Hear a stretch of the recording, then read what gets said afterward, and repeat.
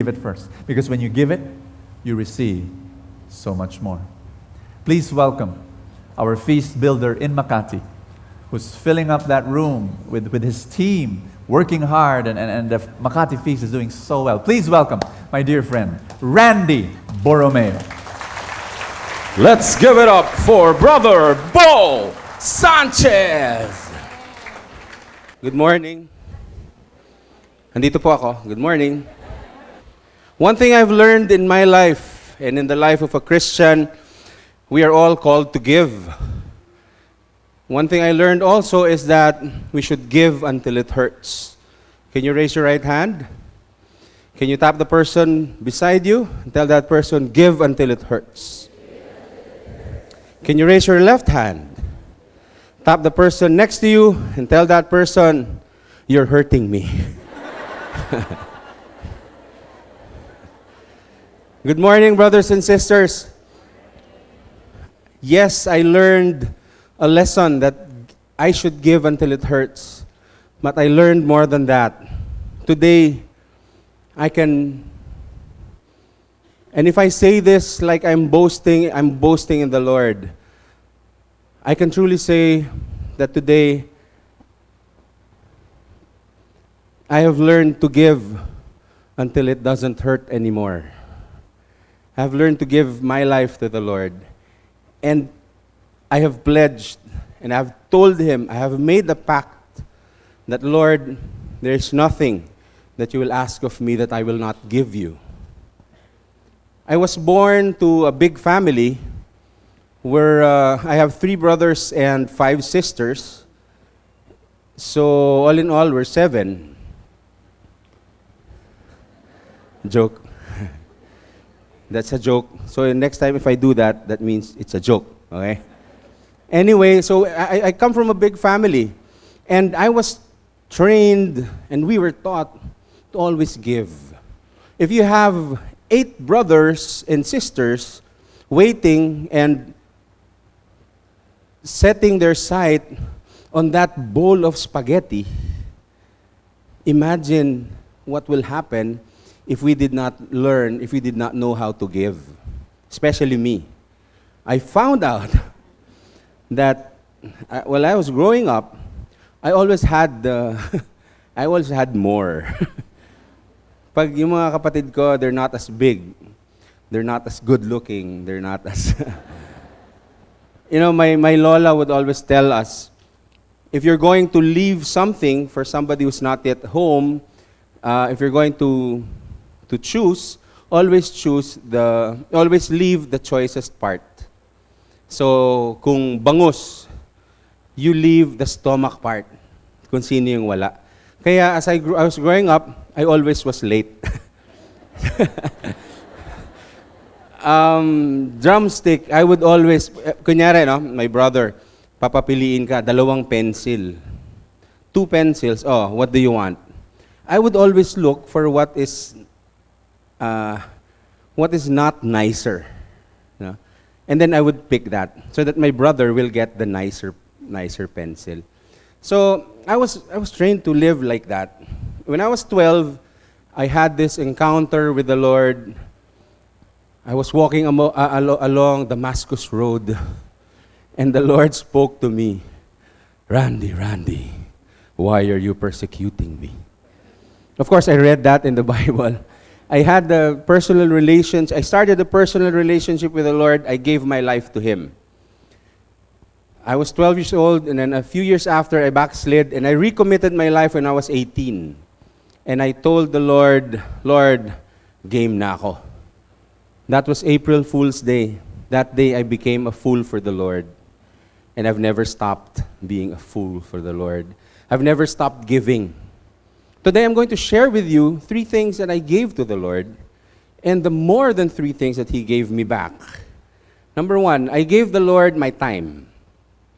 When I was 18, I told the Lord, para sigurado that I will not be distracted, I will not enter into any relationship till I was 23. So any romantic relationship, so that I could serve you without distractions. You know how girls are. They're around. And they never noticed me.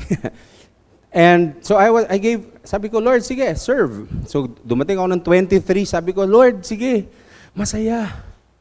Masayang mag-serve. So 23, 24, 25, 26, 27, 28, Lord, sige pa. 28, 29, 30, 31, Lord, kaya pa. 32, 33, sabi ko, Lord, tama na. I started thinking about getting married at age 33. But I got so used to serving the Lord already that it was a natural thing. I got married this year. And, Kaka 34 ko lang. Tayo niyo maniwala. I got married this year. And you know what? On that night, while I was saying I do, there were tears in my eyes. I was saying, Lord, it was worth the wait. And I gave you the prime of my youth, and you gave me the best person for me. And one lesson, you can never outgive the Lord.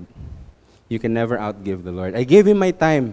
Every time there would be a call for service, I would be there. I will sleep at 2 a.m. and wake up at 5 to serve the Lord. Some people didn't understand me, but I knew what I was giving. I knew that I needed to give myself to the Lord because He first gave. So I gave Him my time and I gave Him my talent. Growing up, I graduated BS Mathematics, major in computer science. We had math subjects, we had problems, but I gave him my talent. I realized, I discovered that I have a talent for speaking, I have a talent for giving jokes. So I used to co-host a Christian show, the only Christian TV show on prime time. I used to give comedy acts, all for the Lord, clean jokes. Dati, ang hilig ko magbigay ng joke. Kaya lang tinigilan ko na. Sabi sa akin, bakit Randy? Binigay sa'yo ni Lord yan. Sabi ko, kasi pinagtatawanan lang nila. Joke. I gave the Lord my talent. And everything I learned, I would always connect to the Lord. If I learned how to sing, I would try to serve in the music ministry. I learned how to put things together. I gave it to the ministry. I did videos for vocation ministries ng church. I just gave. And I realized also that you can never outgive the Lord, because I believe that the reward for service is greater service. So one by one, yung service kong maliit. I was also part of the Buhat ministry. Alam niyo yon? The Alpha and the Omega. Meaning we were in the venue before everybody else was there. Kami nagbubuhat ng mga speaker. And then we were there until after everybody else has left.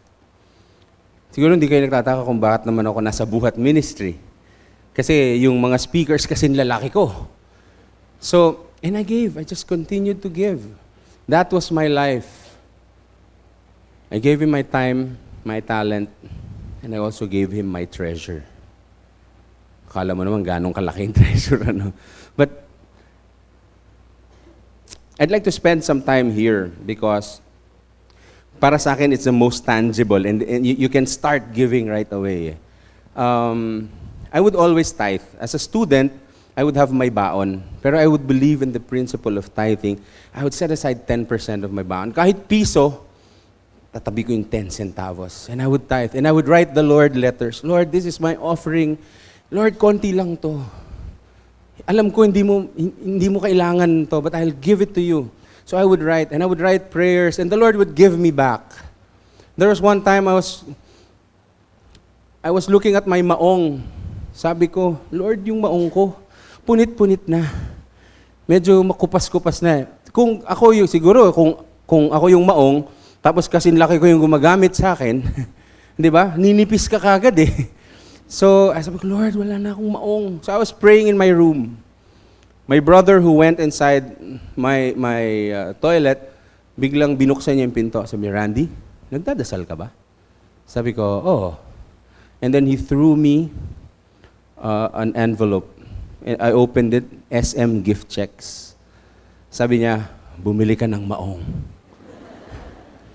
Looking back, iniisip ko, baka nakasabit yung maong ko dun sa likod ng pinto.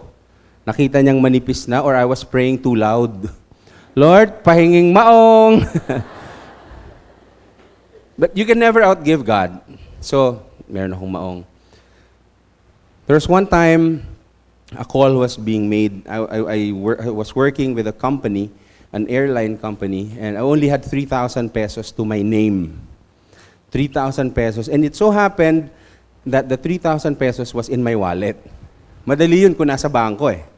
Sabi, give to the Lord for something. We were building something. Sabi ko, Lord, you want me to give?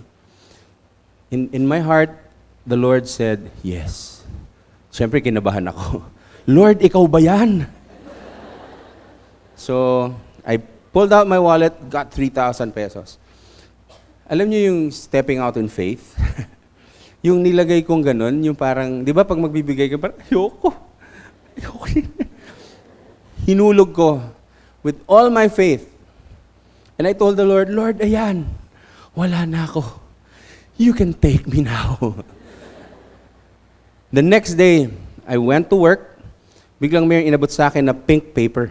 Ano to? Oh, profit sharing. And I got 10 times more than the 3,000.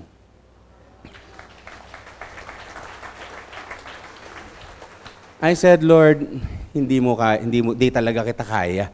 30,000 pesos for 3,000 pesos. That has been my life. And then, another example, one time, wala kaming ulam sa bahay. May mga panahon po na nawawalan kami ng pagkain. Kahit ganito itsura ko. Actually, puro hangin lang to. Sabi ng isang personal trainer the other night sa Makati, bro, alam mo kasi, puro tubig ka eh. Naniniwala ako sa kanya. Pero alam nyo, sabi nila, yung ganito daw taba, positive thinking, this is potential muscle. Anyway, there was a time na wala kaming ulam. So our helper, kasama namin sa bahay, sabi, brother, hindi brother, sabi niya, Randy, matanda na siya, her name is Aling Esther. Randy, wala tayong ulam. Sabi ko, okay, praise the Lord. Ano meron tayo? Meron tayong kanin. Aling Esther, mag-pray ka lang kay Lord, bibigay niya sa atin yan. Tumalikod ako dahil sabi ko, mas mabuti siya na mag-pray. Para pag hindi dumating, makasalanan ka kasi. Tumalikod ako. Sabi ko, Lord, pakinggan mo yung prayer niya. So she came back. Randy, humingi ako kay Lord ng 4 na ulam. O, 4? Talikod ako, Lord, 4? Kaya mo ba yun? And then sabi ko, Aling Esther, pwede namang isa eh. Pwede namang isa, pero 4, sige. Sasagutin ni Lord. Sabi ko, Lord, sagutin mo, mapapahiya tayong dalawa. 30 minutes after, somebody rang the doorbell. Pagbukas ko ng pinto, an old woman with a tray of food. 4 na ulam. Hindi ko alam kung nananaginip ako. Sabi niya, uy, birthday ko ngayon. Ito para sa inyo, kapitbahay namin. She gave us 4 kinds of viands.